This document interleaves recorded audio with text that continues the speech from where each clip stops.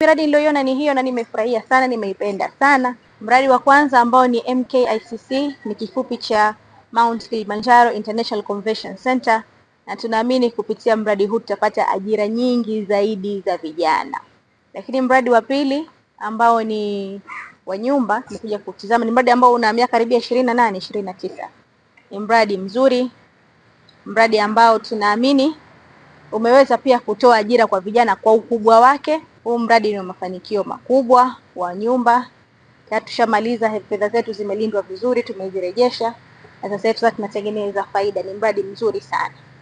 Lakini pia tunatarajia mradi ambao wa kituo cha mikutano uwe pia ni mradi mzuri wa kimkakati. Tunatarajia utakuwa mradi mzuri pia utakaoleta mafanikio makubwa, utakaolinda fedha za wanachama, lakini vile vile utakaoleta faida kwa taifa kwa ujumla. Kwanza nimshukuru Naibu Waziri kwa kutembelea kwenye miradi yetu hii miwili ambayo ametembelea leo siku ya leo, kwa maelezo alikuwa ameyatoa na maelekezo yote ambayo ameyatoa kuhusu miradi hii na miradi mingine yote ambayo tunataka kuifanya.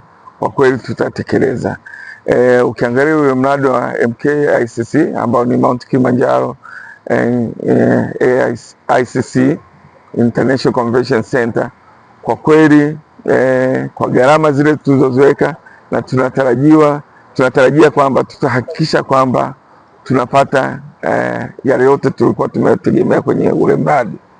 Ni mradi mzuri, mradi wa kimkakati ambao utaleta tija sio tu kwa Arusha, hata kwa Tanzania nzima. Kadri tunavyokuwa tunawekeza, kwa kweli tutakuwa tunajaribu kuangalia kunakuwa na tija gani kwenye uwekezaji wetu, na hilo ndio lengo letu kubwa. Vile vile zaidi ya kuwa kuna return ipo, lakini vile vile na tija nyingine, employment iwepo, na kuleta chachu kwenye uchumi katika sehemu mbalimbali tunazowekeza.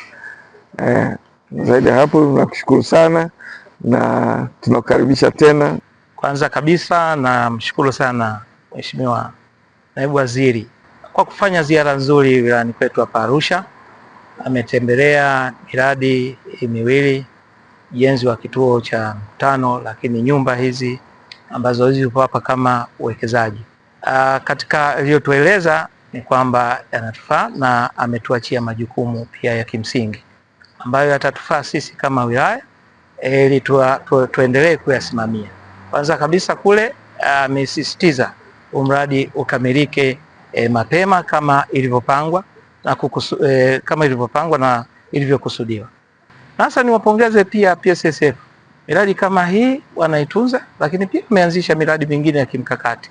Hilo ndio lengo letu na lengo la Mheshimiwa Rais, kwamba wilaya ya Arusha au na mkoa wa Arusha kwa ujumla, Mheshimiwa Rais wa Jamhuri ya Muungano wa Tanzania, mama yetu Dr. Samia Suluhu Hassan, ana malengo makubwa na mkoa huu, kwa maana ni mkoa wa kitalii. Tunakaribisha wawekezaji kuendelea kuwekeza Arusha, kwa sababu Arusha ni salama na tulivu.